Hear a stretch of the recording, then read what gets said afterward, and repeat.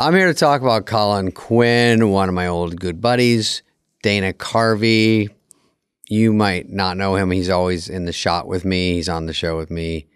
But he's not feeling well today. And I said, you know what? Just lay low. It's not his heart, because he did have heart things. He's not feeling great. And I said, you know what? I'll just handle this because I'm such a stage hog. It's embarrassing. So honestly, just stay home. But Colin, who I saw at the Brooklyn Diner last time I was in New York, that's the famous Brooklyn Diner. He goes with Precious Seinfeld, but then I got to go with him, and he said it was underwhelming, whatever that means. By the way, I was watching the VMAs last weekend. The VMAs are on the MTV. It's a lot of code, Video Music Awards. MTV stands for Used to Be Music Television. You can use it. No, but the funny thing was, aside from me not knowing literally one person, I don't know, was J-Lo not there? Why was she not at something? We have a J-Lo not sighting. What a fucking burn. No, I like J-Lo. But the funny thing was, on the carpet, Addison Rae's mom, Addison Rae, who I did when I hosted Jimmy Kimmel, she was on with me. And Addison Rae's mom is this really pretty, nice woman. We sat next to her at the fights. Anyway, she's there with Young Gravy, who, again, I don't know. That's my fault because I have shit to do. But he's a singer, rapper, whatever. But he's a big, good-looking guy. But then we realized they called each other to go on a date because he likes cougars. And then I thought, this reminds me of, Machine Gun Scarecrow, Machine Gun Kelly, and Megan Fox. Good-looking MILF, rapper with blonde hair. Likes to do press. They're doing press. Anyway, just a thought. Sorry, Colin. But back to Colin. Great friend of mine, legit. Always see him when I'm in New York. And you'll hear from one little piece of tidbit trivia. Came up with the title Grown Ups. Wow. Boom. Take that, Meghan Markle, and your dumb podcast. Oh, there, I said it. Fighting words, online fight, jack up ratings. Okay, that's it. Dana's not here. He would say the same thing. We both love Colin. He was there when I was there. He did update for a while. I think right after Norm. He'll tell you about that. And then listen to mostly what I say when I try to talk over him. Here he is, Colin Quinn.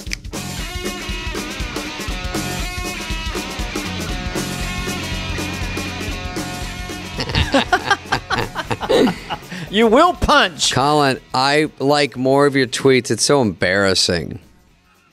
Compliment hits wall, disintegrates. Yes.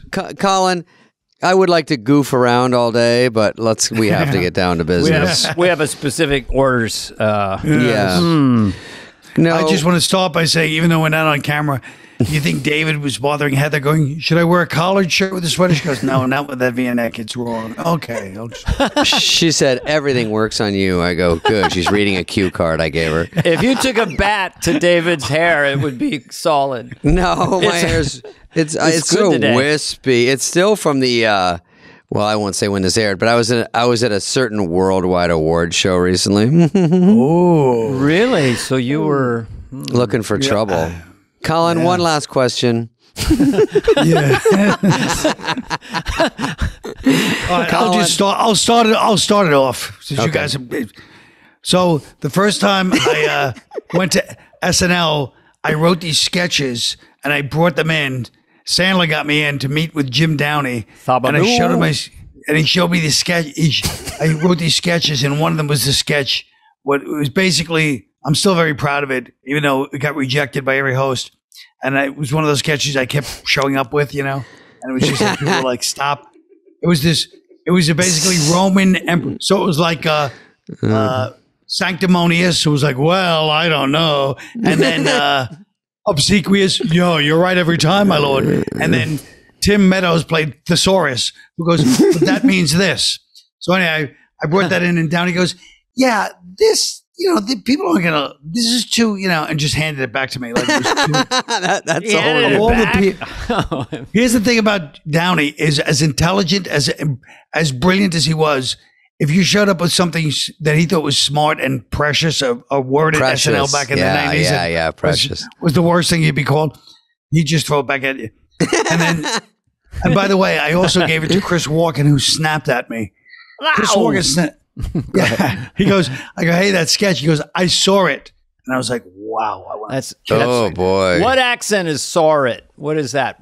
New York? What? What? That's Chris Walken. He's from Queens. Queens. And the only reason I know that Okay. is the first time I met Chris Walken was at some hotel. And I go, hey, my family used to go to Walken's Bakery, which was his family bakery, the legendary bakery in Queens. My family traveled all the way from Brooklyn. That's how good the bakery was. German, he's German bakery. And he goes, yeah, that was a long time ago, and just turns his head away from me. God damn.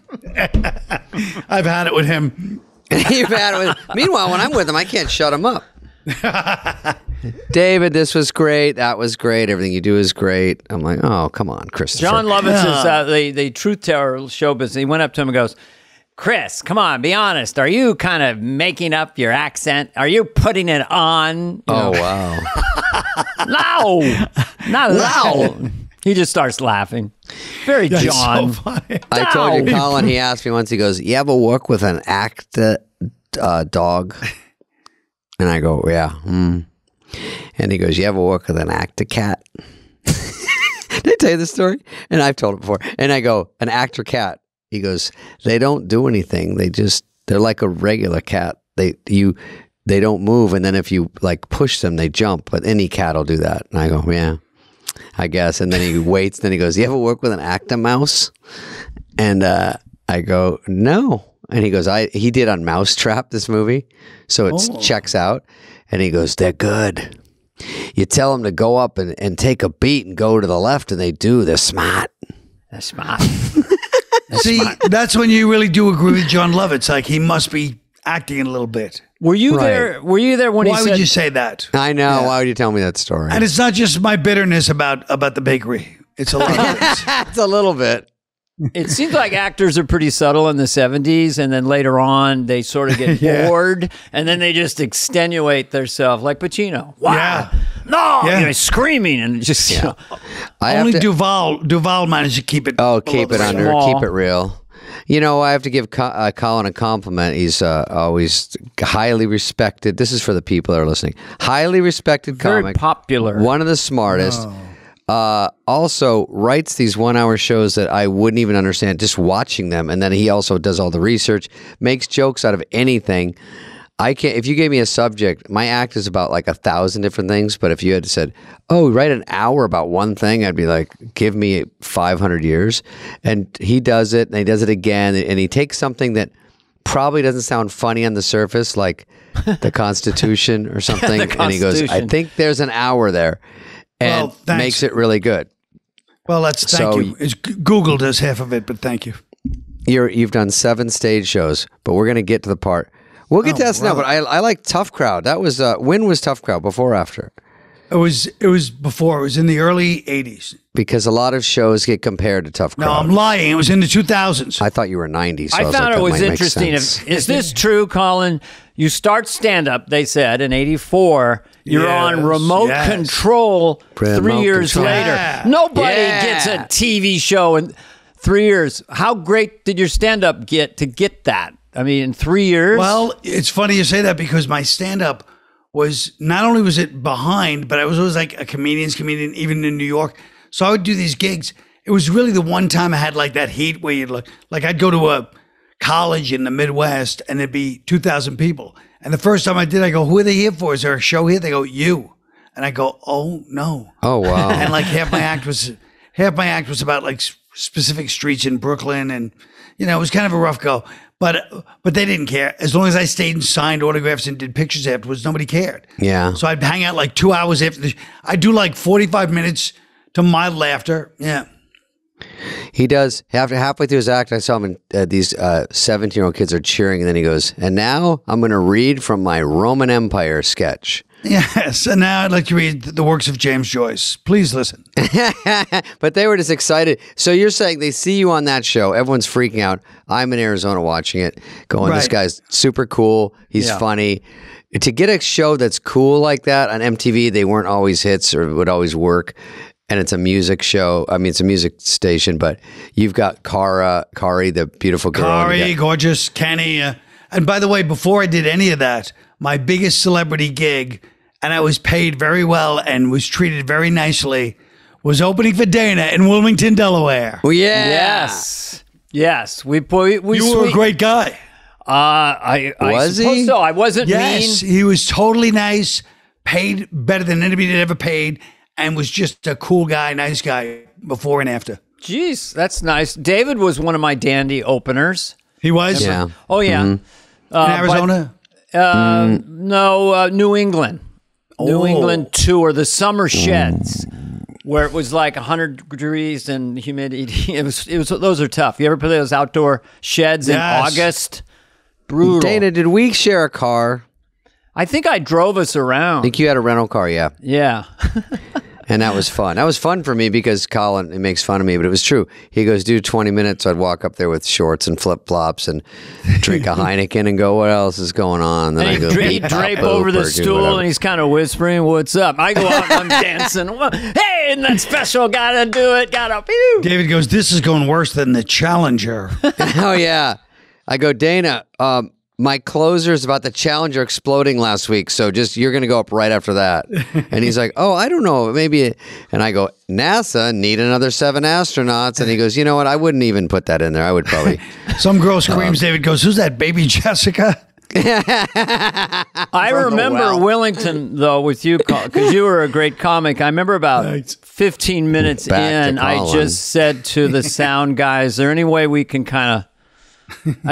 Have you given him the light? That was my first move. And then it's like, Oh, he hasn't gone on yet. could we get him off? I mean, Light. I was like, because the waves of laughter were vibrating. I was like, could we just? Is there any way we can get him off politely? Oh, how long did you do? I really love that. Yeah, like 20. 20. Shit. It's fun. I love it. when the audience knows you guys, you. so after Remote Control, is it 3 years between that and SNL? And what do you do during those 3 years? It was more like 5 years, and I'm just doing stand up, and really, I mean, it was going pretty badly. You know, there's something about being back in coach after you were in first class. It's very humbling and very good. It's very good for you.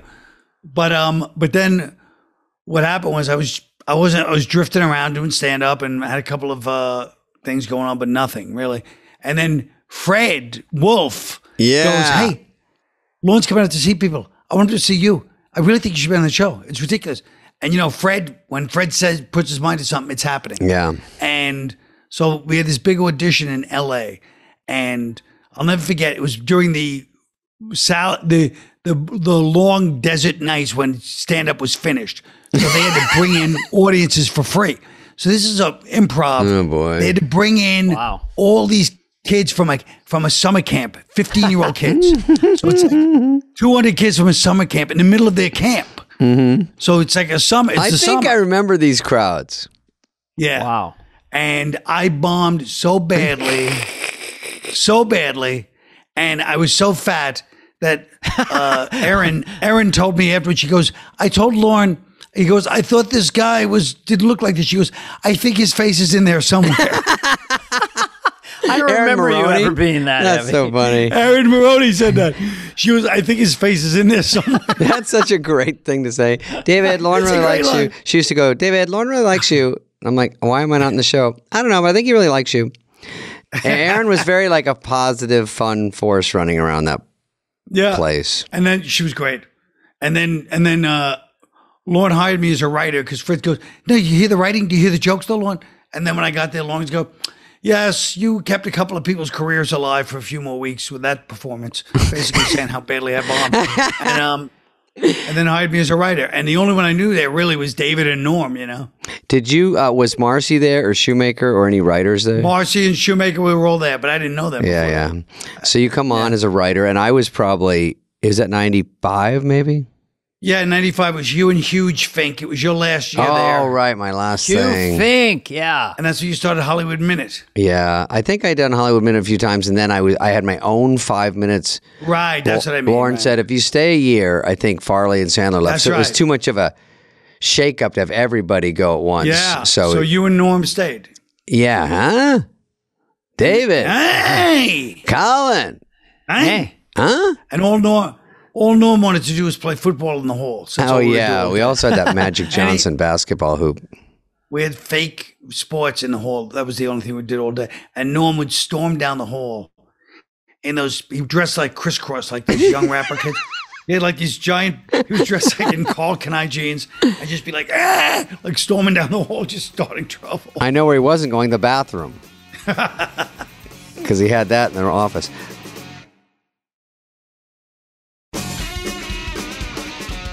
We found so many ways to not write, Colin, because we would shoot hoops in that little tiny Nerf hoop, and then we'd throw the football. And it was anything to go, we got to start writing. And I would always want to write while I was fresh in the middle of the day, but it was so frowned upon. Like, what a loser. I always hated, I was the same way. I would write on Sunday and Monday. I always thought that was so fake that everybody's like, we have to stay up all night Tuesday. It's like, no, we don't. You could write on Monday and Sunday, and you could come in at 12 in the afternoon on Tuesday. I know, you really look But for down on some like reason- a nerd if you were writing. They're like, what are you Yeah. doing, Spade? I It go, was this thing from the old days when people did coke, which I understand. That was organic. But by the time we were there, it's like, why are we staying up all night? yeah. It's fake. The all-nighters with no Coke was just a bad idea because Yes. I get why they used to do it, but now I'm like, we don't have Coke and we do have the day off, so we could fix this. Well, I feel like you just reiterated what I said. Yeah. Literally exactly. Right. And, you know. Well, I was waiting for sure. Dana. I just was trying to. By the way, Colin has another I had real I big had credit. a Wi-Fi issue. Colin, you know what his big credit is? What movie did Colin think of the name of? Do you know this answer, Colin? I know it. Of course I know it. I don't know it. I'll give you a hint. It was called Lake House for a long time. Oh, it would be Black Sheep or Tommy Boy. No, No. Okay. it was Grown Ups. Godfather. Grown up. Godfather. You thought it was Grown Ups. We couldn't think of a Why name. would you why would you change the subject in the middle of SNL? I know, we're Say going what I back need? to it. I just had to make sure I said It's that ridiculous. because you told me that I have to say that at some point. Okay. did? So you're on SNL and you're a writer, and you're a really good writer, so it's different. I think you were very comfortable in that position, right? Oh, I was too comfortable. Yeah. I was. I remember the first time. My first sketch was Chevy Chase was the first host, and my first sketch was Oh, wow. up first, and it was called The Blame Game, and it was a racial game show with a white guy and a black guy, Tim and Chevy, and it was called The Blame Game, where everybody just blames each other for what's going on, Right. You know, and then we get to rehearsal, and Lorne goes, "Where's the buzzing sounds for the?" Because there's no buzzing sounds for the Buzzers. buzzers. So I go, I didn't think like that was the important part of the sketch. He looked at me like, Oh, boy. oh, this guy's an idiot. So they got buzzers, but then the buzzer during the game, Chevy just starts pressing the buzzer. Oh, to fuck it up? Well, I don't know if he meant it to. It's hard to tell. It's almost like a kid with a buzzer. Yeah. Oh, and it kept screwing up and it turned I into don't that. think he meant. Yeah, I don't think he was trying to sabotage it. I just Right. think he thought, It turned into the buzzer sketch and it lost all its smartness. yeah, yeah. That's awesome. Who knows? I know. God. Who knows?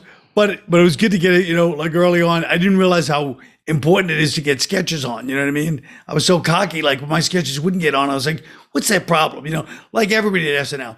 You go in there, everybody's like, my stuff should be, you know, everybody's got a little bit of an attitude. I feel that everybody who makes it out of there alive has a little bit of an attitude. Sure. I'm so damaged. It's a combo of things. I blame it is. I It blame is. my dad leaving me second, and then I put SNL. SNL first. Yeah. I think a lot of people would agree with that. Yeah. But I did get a lot of fun off it. I'm not saying negative, but I actually wasn't prepared to write like you had to write there. I was a rookie, and it takes so long. You were ahead of me in that department, but it was fun. I was 'cause up- yeah. You were always pretty cool to me about sketches. Yeah, I don't know if you remember this. You would, after read through, come up and give me a compliment if you liked it, and Yeah. those are not always easy to come by in a semi-competitive situation. And so I always appreciate it because you're such a smart writer. And then I thought maybe you were just doing that to do it to make me feel better, you know, to make me feel like, it was good. You were just saying it. And then one time you came up to me after read through and you go, hey, that thing. And I'm ready for my compliment. And you go, yeah, you can't do that. And I go, oh, I think he said we're going to do it. And you go, yeah, but you can't. You can't. Why, it was hacky? Yeah, it was hacky. You go, it's comedically, you just can't. You can't do it. And I go, oh. And then I was like, oh, you are thinking it through every week. And you are giving me actual compliments. And now is a time where your honesty is appreciated. Unwanted. Yeah, unwanted, appreciated. And but I got scared because I go, oh no. By the way, disappointing you is horrible. You were just telling me, oh yeah, because all of us kind of look up to Colin and go, oh, I hope Colin thinks it's funny. And then when you didn't, you weren't mean about it. You were just like, basically save yourself and save your reputation, and you don't need this. And I'm like, I didn't understand. I go, but it'll get on. You're like, yeah, I'm not getting to you. Yeah, I mean, that's the whole thing about my arrogance. When people ignore my advice, I go, what? My All right. arrogance. Like, I never think to myself, like, hey, you know what? They have to do what they have to do. I'm always like, I just told you what to do. All right. It's awesome. That's the kind of delusional grandiosity that I'm capable of. Where do you fall in, like, because I'd heard this from other people about you being especially generous in a sincere way. If someone's, but you know, Smigel told me about his cartoon, and you would come up to him and really critique it and tell him how much you loved it. And if you know, so where do you put yourself on the competitive spectrum of comedians like Sharp Elbows and that kind of thing? Or do you feel like you have a different Irish attitude or something? Because you seem so centered in a way to me, as a person. Well, I mean, I want to do well. I mean, I want to be successful. But I mean, yeah, I feel like comedians are really the only ones that really understand each other. So it's like, I always loved comedians because I feel like somehow there's something in a comedian's frequency that we, like, even when they're not, even if you take the hackiest comedian in the world, if you're sitting somewhere with them, it's like a different conversation than with anybody else. Not that we're better or worse. It's just they're on my wavelength, and I just feel like you're right. they're all we have, you know? I couldn't agree more. If you're in New York at a party or something and there's no comedian there, and you're talking to businessmen and CEOs, and then a comedian comes in, instantly both kind of... Even actors or anybody, there's something in them that's different than comedians. Comedians have this like dead part of us that is really funny and makes us who we are, where we're just like, oh, like you don't have to have that enthusiastic or, you know, that earnest thing that a lot of people, even actors, have, where they're like, it's just another layer where you're like, oh God, that's brutal, but it's like how we feel. I can't even articulate it, but it's like you know it when you see it, you know? It's the elephant in the room. They usually identify it, and then you have a co-conspirator, whether it's about someone's dress or the guy who's soiled his tuxedo, whatever it is, and they just go right at it. Yeah. Interesting. I went to when you go to any party in Los Angeles where there's celebrity types, you always sort of find a comedian, and then another one finds you, and then you're all in a corner. And then sometimes other people like to come over thinking that'll be the fun group. Yeah. And then they also like, what do you guys think about blank? You know, what's going on right now? And then you get to blab around. But yeah, it is always fun because you feel some sort of comfort. Or other people. The classic somebody who comes up to you and goes, I don't know if you know, a civilian, quote unquote, I don't know if you could use this, but I always thought this was funny. You know, one of those guys. And you're like, oh no, this...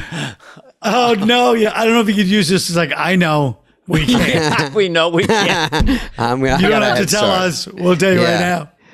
But there you go. They should do a show about my job. You should hear about my job because there might be something there. Yeah.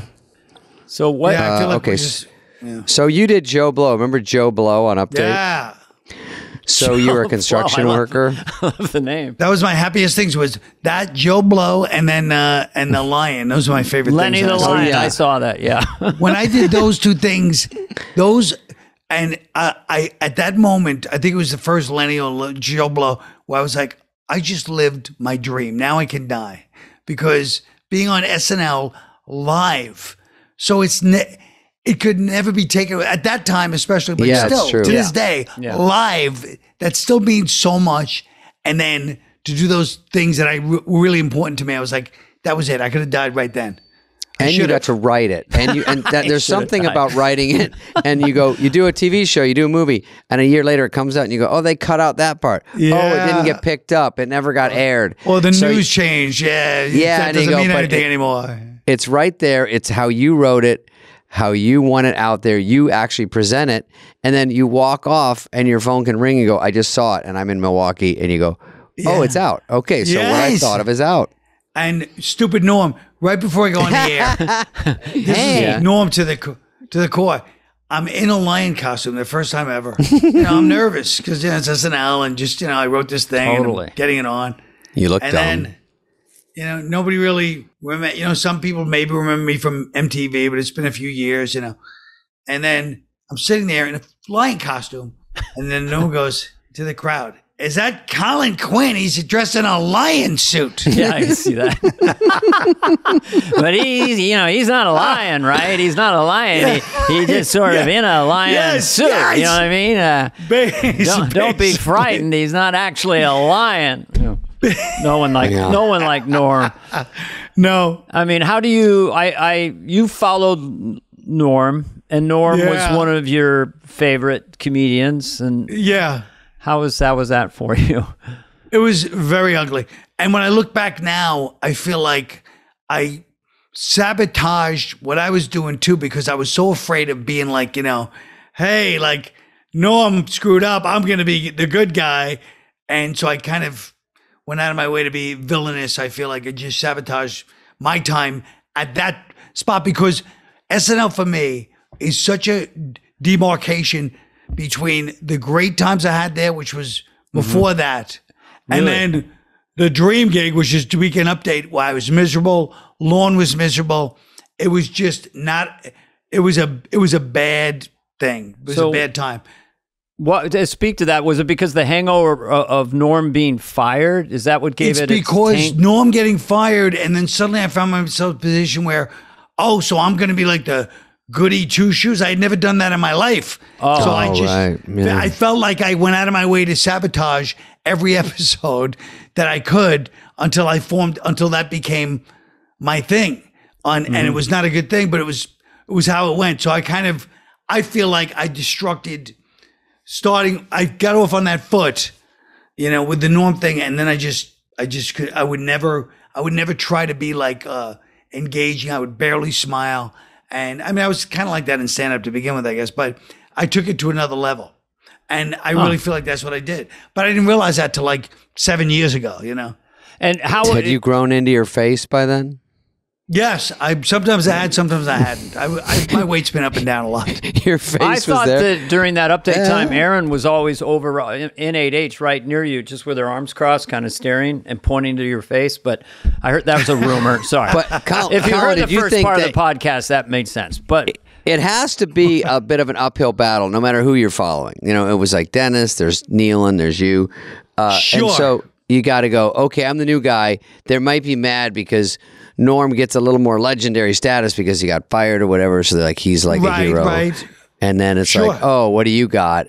And you weren't like super sketch guy at that point. So it wasn't like bringing Fallon up or something. No, but it was more than, like I said, it was also me just sabotaging it, because I was like, I'll show you I'm not, you know what I mean?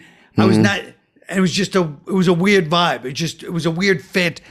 And when I look back, I know why now, but at the time I didn't. I was just like, I don't know what's going on. What specifically would you say to your younger self then about that moment? Just have more fun, if or you're be going more to do animated, it, yes, try to charm them a little bit. Don't just be like coming on like, you know what I mean? Yeah. But I mean, I would say that to myself in comedy in general. I feel like, I always had this weird thing about comedy. It was like, you shouldn't be trying to cheat and, smile and win them over and, you know what I mean? Like, do your material. So I always had like an attitude that didn't incorporate that, which was, then I wasn't even enjoying it. So it's like, what are you doing? Yeah. If you're not going to bring your personality too, you might as well just hand out books. Here are my jokes. Everybody read them and I'll sit on stage. And after an hour, time is up and we'll just leave. But it is true. It's like, it is show business, and you have to, they go, like Sandler he knew what he was doing right away. Yes. Well, no, not right away. I knew Sandler Well, the it took a first time he while. started. Yeah. It took him about a year and a half. And the first year and a half, he was up there like a young Roy, you know. And then he came back. He went on the road for a year and a half. And he came back, and you're like, oh, he had all his charisma was there suddenly. But yeah. Confidence But I mean, and charisma. Yeah.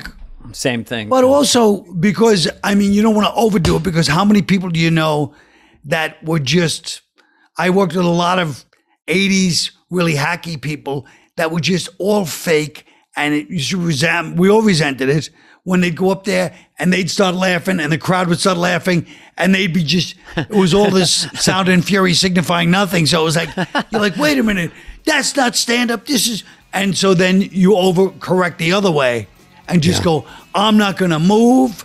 I'll just, and so there's, Got it. you know what I mean?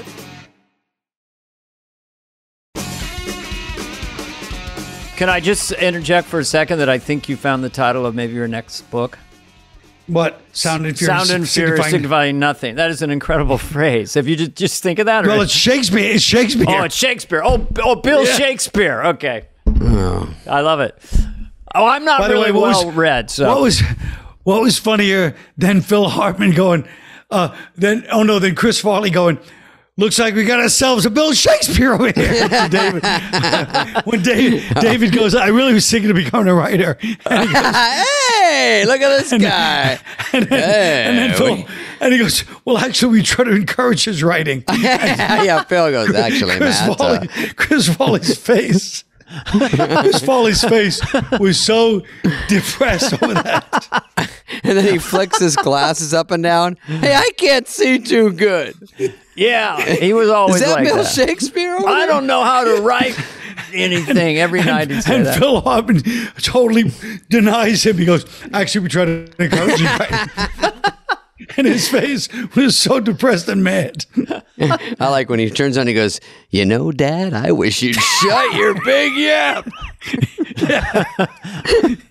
I like at the beginning of that sketch, they'd think of different reasons to make him gacked out. So they go, we hired a motivational speaker. He's been down in the basement eating coffee beans for 3 hours. Like, why? to explain why he's going to bust out of the door and fall through the wall. I know. But that was the problem. Speaking of the show, here's what the problem, in my opinion, there's two big problems with SNL. One is structural things, which obviously it's the most genius structure of all time, right? It's still the most genius structure. A live show where Sarah Silverman once described that. I go, what do you think of the show last night? She goes, it's like it always is. It's a casino. Even if that sketch you watched didn't work, you're like, you know what? The next one's coming up. And I was like, yeah. But the two things that I thought were big mistakes was one, when they would have the rewrite session where suddenly everyone's throwing in these funny lines that ruin whatever the magic that sketch had that writer wrote. So you'd have all these lines, bah, bah, bah, bah, bah, bah, bah, and then it just killed the sketch. Because even it's though they getting were gangbanged by too many people that are a different styles. All have good jokes. Those jokes are better than what was originally in the sketch, but they ruined the alchemy or whatever. Right? Ooh, yeah. And then the other thing was, which I'm sure you guys much more than me must have dealt with the frustration, especially Dana, which is dress rehearsal. Some of the best things. Who cares? The dress crowd's not laughing. That doesn't mean it's not the greatest sketch. And it's a different animal. So cutting things based on an audience response between dress and air, I felt like that was crazy. Because how many great sketches you see, you go, no, you can't cut that. It's going to work. But just because that dress audience didn't work. That, Dana, you must have like 5 characters that you had that you were like, no, just let it go to air, you know? And then eventually, I had so much status there and had a lot of great collaborators that I would try to not peak at dress. I wanted the air show, my brain, and we all had that. And at Update 2, to beat the system. You want your live show to be the voice in your head going, this is the best I've done it this week. And that took me a while to learn. I peaked at read through a few times, just trying to get it on the show. Crazy. And never got back there. But no, I get that. I can see that. When De Niro, one of the big things was on was Joe Pesci was on with and Brewer used to do Pesci Yeah. So they asked me to fill in whoever's As going to De do De Niro. Niro Yeah. as De Niro. So De Niro shows up, and at dress rehearsal, it was the most magic thing because we hadn't seen them yet. We heard they were coming, and it was this, and the air was good, but dress rehearsal was just what you talked about. Terrible Yeah. De feeling. Niro even De Niro had a different energy to him, you know. Well, then you're discovering it still a little bit because you're so beaten down after the read through with Thursday, Friday, and then Saturday walkthroughs. By the time you get to an audience, you really think the thing sucks. So that's the first time you're getting laughs since read through, since Wednesday. And so it's hard to get back to that on the air show. That discovery of like, wow, I'm killing. This is great, you know? Well, Shoemaker used to always talk about you, and he said, Dana, even if he didn't have the guy's voice down completely, he always had something about him that he discovered that was so funny that made it, that took it to another level. You know what I mean? He said, you will always do that. Now, did you do that? Like, I don't know how impressionists really, did you do that consciously, or did you watch tapes, or did you, like, how long do you have to watch somebody? How many times do you have to watch Ross Perot before you go, that? He was pretty immediate, but if anyone cared to look at the first one, I wasn't as committed. I wasn't extending the rhythms. And then as you watch someone, these sub rhythms keep coming out. You know, can I finish one time? Can I finish one time? I don't know if that was in the first one, like a press conference. Right. You're Right. not listening. That frustrated kind of thing. I just yesterday, and I'm not like James Austin Johnson, but I thought I heard a new Trump rhythm that I hadn't heard before, which is like, it's not a great Trump, but the rhythm you'll hear at the end where he fades away. He's like, and gas is going up, $5 a gallon, $7, $10 a gallon. How high can you count? How high can you count? That's the one. I hadn't heard it. Yes. 10, 12, 15 dollars a gallon. How high can you count? It just Yeah. killed And he me. looks So- away sometimes. He sort of turns Yes. aside. Yes. I like when How high can you Dana count? says, Many people when he are goes, saying. excuse me, but no one's interrupting him. My angle was that he would just take a word and repeat it for 3 minutes and make it work. We're going to win like everybody. We're going to be winning. We're going to win, excuse me. We're going to win so much. You're going to be tired of winning. You're going to win. We're going to win. We're winning. Too much Yeah. winning. People are saying, please, enough with the winning. So that Trump was an amazing. People are saying. Such a He great always has guy. people saying things to him. Yeah. People are saying Many this guy's people a are crook. saying. Many people are saying. Yeah, yeah. Many people don't like. I like when he says, many people don't like this person. A lot of people have come to me. And then there's It's yeah. Right, like based on right. nothing, just to make someone look like an asshole. But yeah, that's. He's a loser. A lot of people are whispering to me he's a loser. Many people are saying, many people, excuse me, many people are saying, like, he's not very well liked. You know, you were nice, now you're not so nice, okay? So he's, a one-off. Someone asked Rudy Giuliani before he went a little kooky, how do you define Donald Trump? And he said he's unclassifiable. like a rare insect, and you Rare can't. There's insect. never been another one like him. So what do you? I don't know where to go. There's so many things I want to ask. I have a So many question. things No, wanna I have a ask lot. Colin, go ahead. No, I was going to say, when you do update, were you working with? Was it a Downey or was it Herb Sargent, or who was kind of running it with you? No. It was, we had different people, but it was Fred? Carlock, Robert Carlock. Oh, Robert Carlock. Yeah. Oh Yeah. wow! Yeah. Yeah. And was Tina on yet? No. Tina was on, no, she wasn't on the show, but she was the head writer. Oh shit!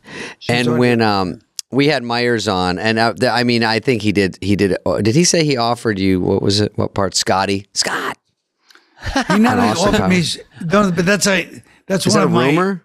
No. He literally, Sarah Silverman again called me. She goes, Mike Myers is looking for you. I go, oh, all right, yeah.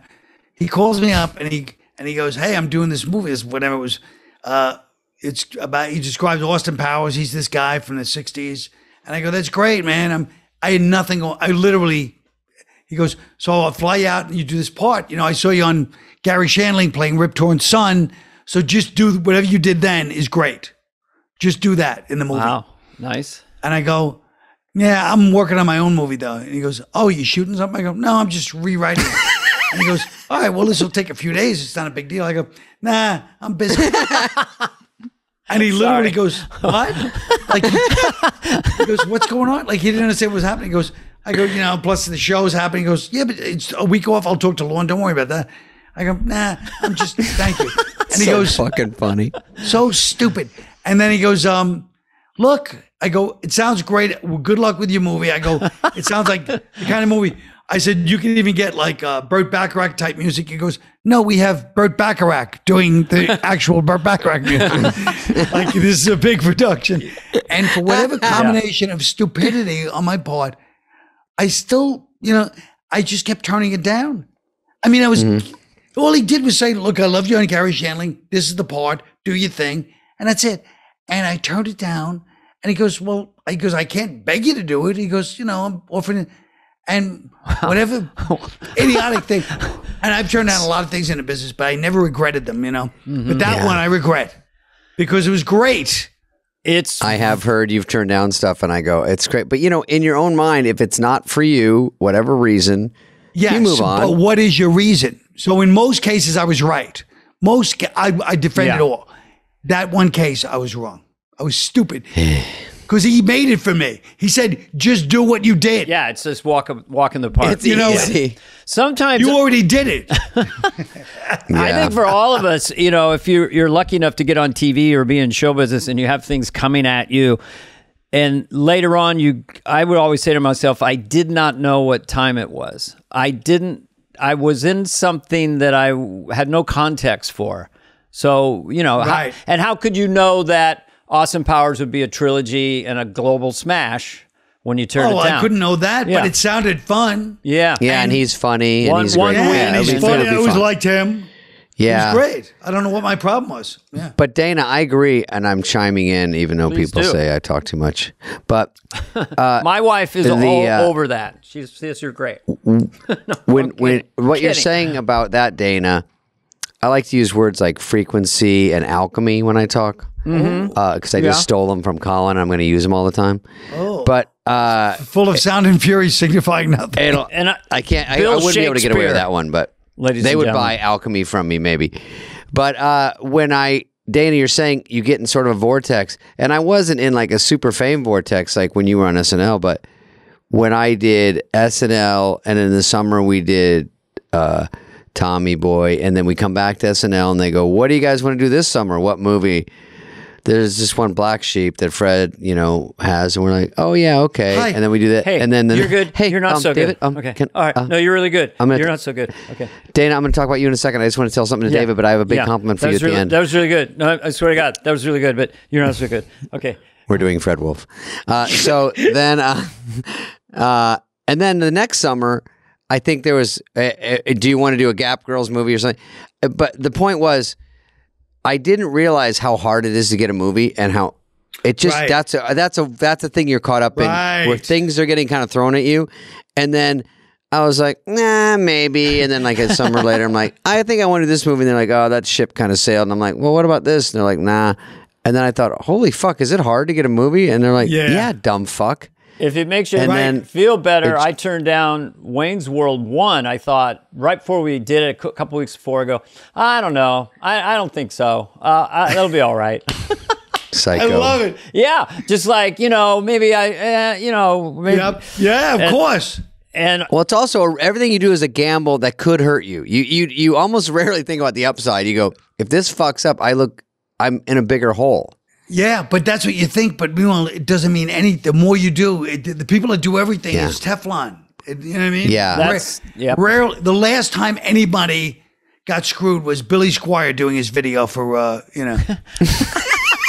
And Sandler told me that one. He goes, I remember him telling me, this Billy Squier video from 19. I was like, what? He goes, oh, that destroyed him because he did the whole thing. He was laying on these silk sheets. And it messed up his credibility. Yeah. Billy Squier was amazing. Yeah, he's fucking unreal. He did some video that was like on some silk sheets doing like a pretty boy video. And he didn't lose me for good. I took a little I'm pass sorry, for a little but can bit, you guys I'm back familiarize myself? I'm representing this other part of the audience. Billy Squier, what was his song? Lonely is the night. Oh, okay. Got it. And he had stroke it. Stroke me. Stroke me. Yeah. I was trying to clean it up. I was trying to PG it for the audience. Oh, okay. And that was, I think, Sandler used that in Billy Madison. Yes, I think he did. I have a thing that every time Adam's name is mentioned, I just do it to myself. Sabathu. Every time Sandler's mentioned on the podcast, I just do that. I've already done it twice. Yeah, show business. The only guy who seemed to have show business wire, first, the people who are like, I always see Jerry Seinfeld and Jay Leno happen to be the most successful metrically in many ways. They both were so pragmatic about it. And Leno was always, oh, you never stop. His whole thing was, don't stop. Right. Guys, stop. Right. Don't ever stop. And it was very, very logical advice. You know, Colin, Go ahead. What you were saying about people that do a lot of stuff. I sometimes do a lot of stuff, but also it's because out of some of it's fear and some of it's if I'm getting a script for a movie, we did this one, Father of the Year. I don't even have to say individual movies, but they're never handing me the number one movie out there that's the funniest one written because there's a hierarchy of who's getting that. So Sure. if I get a script and they're willing to do it, I'm either co-writing it or I'm trying to help punch it up, or they're saying this one's a little bit of a mess. There's a reason it's not made right now, but there's something there. Right. And if you want to put the work in and try to help it or do whatever, or you think you can bring something to it. And those are more opportunities where you go, I can't sit back and say I'm going to get the best of everything, or you won't do anything. So I think what you're saying has made me think, yeah, you try stuff to go, if I get to take a swing, that might help me because I can get in there and do my best. So anything, a talk show, anything, just get in front of people where someone goes, oh, because it's constantly on an audition. So if you hit one that wasn't supposed to be a hit, people go, oh, okay, maybe we'll give them another one. You know, that kind of thing. You just got to stay out there. But what you also said, even talk show, movie, whatever, when they let you write on it, I feel like all of us comedians are like, oh, let me get a swing at this script too. Yeah. Like that's how I feel everything I've ever read. I'm always like, that's good. I could have made it better. I remember reading Colin had a few scripts, and I'd say, oh, can I read that one? And the compliment is really, I don't know why they're not making them other than it was almost too smart. It was very funny and very smart. And I think Smart. in our world, you know, sometimes you don't want to be the smartest one in the room. What room are you in? It's that thing of like, you know, it's going over people's heads and it's like a really big audience out there. Just do what you want. You mean the Beatles were smart and dumb? Do you know what I'm saying? They had No. a good beat, and then you have Strawberry Fields. It's that whole thing of like, so Colin. You stopped. Oh, shit. No. Oh, I stopped. Anyway, it was I like do Colin writes Lauren so all day. smart.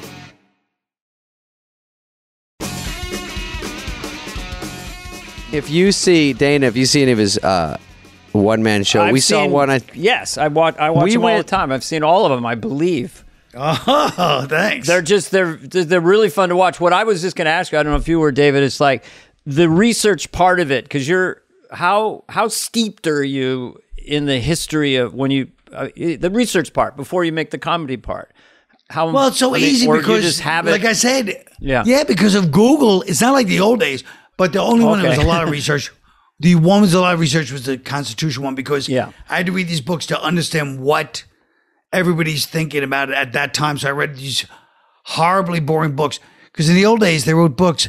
You had nothing to watch on TV, so you had to read the books so they could write it as intricately as they wanted. Yeah. So I'm reading these books going, oh my God, this language is, from another, it's another animal. And, but that's it. But mostly now with Google, any facts I want, I just Google them. But you know how it is. Then you're on suddenly you're on like you're just lost in a rabbit hole. And then I'm like, why was I here originally again? Yeah, it's hours and hours. Yeah. Oh, it's the worst. Well, on the premiere night of Grown Ups, I think number one, we were all in New York doing press, and we all came to see your show. Right? Was that which show was that? That was long story short. Long story short, That's how long. That's how long ago that was. That was 12 years ago. You guys were there. Gross. Anyway, we walk out of there in a daze going, why are we all in comedy? It's all like so thought out and put together. And I'm like, yeah. Even the Constitution one, I'm like, do you think you had to read the Constitution? Because I would never. And then you have to write a whole thing about it. It's only 4 pages. I couldn't do it. Yeah, it's really, really It's 4 quick. pages of Constitution. Yeah. How too much. do you But feel? yeah, I had to write all these books. What's too a long. one-man show for you versus stand-up? For you personally as a performer? Same. I mean, the same thing. I feel like it's the same exact thing. To me, it is because I Except work all you the don't get material the out light. at clubs. but I work it out. I work it out at the clubs. So I mean, it's the same thing, you know. If it's not getting laughs there, I'm not going to put it in the show, you know. Because back in the day, if a comedian was too dry or whatever, people might say, "Oh, it's a one-man show," you know, because it's not going for the oath of the comic that will get 6 laughs a minute or something. By the way, I know. No, I try to yours get are laughs. very funny. Yours are extremely funny. That's different. By the way, what's better than Fred Armisen's one-man show guy? Yes, yeah. Fred Armisen. Oh, yeah. It's a pets. Yes. And his comedian. And he did his comedian guy on Update. Do you remember that? The guy, and then the accent guy who goes around the room with the accents. Where you from? Well, that's amazing. Long but Beach? He did the remember we did the stand-up guy? He's like, got an army jacket. He's like, look. Oh, yeah, the New York Times, okay. My father, okay. And he just keeps. He just would interrupt himself so beautifully. I asked him, how do you do that? Because that's like a mental technique, you know? And he goes, just do it. Colin, lastly, were you a roast guy? Did you do roasts? Yeah. All the Howard Stern roast, the Artie roast, the Gary roast. Oh my God, those are my favorite things. Shit, yeah, they're not doing as many. Have you done a joke that you thought you had to kind of check it with people to see if it had crossed the line in a roast, from funny to cruel, or you just what's one that sticks out? No, but I feel like they're all just, you know, I mean, yeah, they're all going to be. They're pretty rough. They all have to be godless to a certain extent, but nothing now. Comedians, like the young comedians, do these roasts put on YouTube. They're so much more brutal than anybody. We thought I was like, whoa, that's hardcore. They don't give a damn. It's really funny to watch. So whatever we did was like light compared to what goes on now at roasts, you know? I think what happened is like Amy Schumer sort of got known from roasts, and maybe Whitney. Right. And there's people that blew up. So they go, here's my one chance. The worst is if you're getting roasted and they go, oh, we're going to have a couple of your friends in quotes, and then 8 new comics. And you go, so there's no fun between you two. It's just an assassination. Yeah, no. And they get famous from it. But what I hate is, once again, my little critiques of everything, is that there's writers at roasts. I hate that. I hate it. Like when we did roasts, you wrote your own jokes. That was the whole pride. Like, these are all from me. And once in a while, somebody would go to their friend, hey, I'm making fun. You know, I'm sure people took jokes from other people, but it was you. And now it's writers, and the jokes are good. But like you said, they're brutal. Nobody cares. It's not you up there saying it. You wrote it. You tell us, and the other person's desperate for jokes. So you got these celebrities making some obscure, you know, jokes about somebody's, you know, first wife dying or whatever. Yeah. They don't know what they say. You know what I mean? It's right. They're up there going, hey, which one's being roasted? Chevy? Okay. Hey, you fucking asshole. And you're like, what? Right. My friends can say that to me, but I don't know who you are. And that's why people get mad. Yeah. If no one's getting beat up at a roast, I don't know how this thing happened with Will Smith. I mean, roasts are brutal. All right. Well, I guess we should let Colin go. Colin, by the way, I moved, so if you want to stay here next time, you got a spot for you. It's huge. You moved? Yeah. He's got a mansion. No. It's beautiful. What's your new address? Almost made you say that in the air. It was so close. They would have been with a battering ram in 10 minutes. Well, I will keep liking all your stuff on Twitter, even though I get mad at myself. I keep liking too many in a row, and I go, this is embarrassing. No, I appreciate it. Go do your thing, and I can't wait to see you when you come stay here. I'll see you in heaven. Christ's sakes, Colin Quinn, nobody like him, okay? Guys, thank you so much, but I heard your new opening, and I don't like it. You go live from the podcasts. It's Dana and David. Why do we never think of that? Who is saying that? So lame. Oh, really? All right, we'll stop that. I heard that you guys is open. Oh, by the way, let me tell you one more SNL thing. Sure. Dennis McNicholas was a writer. He's working on the show. But we were sitting there one day, and I'm listening to Nick Drake, because, you know, in the late 90s, it was like, ooh, Nick Drake. So, yes, I'm one of those assholes. But Nick Drake. This song comes on called Saturday Sun by Nick Drake. And Dennis McNicholas goes to me, that's the Saturday Night Live at the end of the show. That's the song. And then we went down and asked, you know, she was in charge of Hal Willner? No, not Hal, but she was in charge of the piano. Cheryl Hines. At some point, yeah. Cheryl. And we go, Cheryl, could that be possible that they took a Nick Drake song? And she goes, Howard, when Howard Shore was in charge of music, she goes, Yeah. Howard definitely would have done that. So that Dennis McNicholas discovered, not that anyone asked, but the mystery of that last song. At least everyone has that answer. Now, Colin, Colin, I'm not going to leave. I took a shot. We don't have a corny ending. We have a good, solid ending. You don't have a corny ending except what I just said? No, except here's how I end the show now. Bye-bye. This is what he does. Hey, bye-bye. Yeah, man, you missed the easy one. Special. Yeah, and then Dana That's says my that. sign off. I like the 80s. What was your All right, sign buddy. off for update? Did you have one? Yeah, what was- I'm we'll outta end on here. that. What is it? That's my story, and I'm sticking to it. All right. Oh, that's a That's great it. one. That was a great good one. Yeah, you had That's a a great great one. Thanks. All right, buddy. Thanks. Thanks, All right, guys. Colin. Love you. Hope to see you. Bye. Love you. Good to see you. Bye-bye. Hey, what's up, flies? What's up, fleas? What's up, people that listen? We want to hear from you and your dumb questions. Questions, ask us anything. Anything you want. You can email us at flyonthewall@cadence13.com. All right, here's a question. This is a question from Jason Smith. Your podcast is better than Cats. The play? The movie? I hope. The animal? I doubt it. Cats are great. I will listen to it again and again. Anyway, I like when they start with a compliment. That's smart. That gets me in. Imagine, if you will, there's a comedic heaven. You're standing before its hilarious gates. In order to be admitted, you must submit one piece from your body of work and be judged. What would you submit? Oh, Dana's not here. I don't know if I can answer for Dana. I'll answer for me. I like the people that go, I can't speak for him, but then I do. I don't mind speaking for people. What would I pick? A lot of people would say, Dave, pick Tommy Boy. But Tommy Boy is mostly Farley. It's not really me. I mean, it's a hit because of Farley. I liked Just Shoot Me and Rules of Engagement, the sitcoms I did, but those are other people too. That's based on other people doing great, and they make me funnier. So that's kind of a cheat.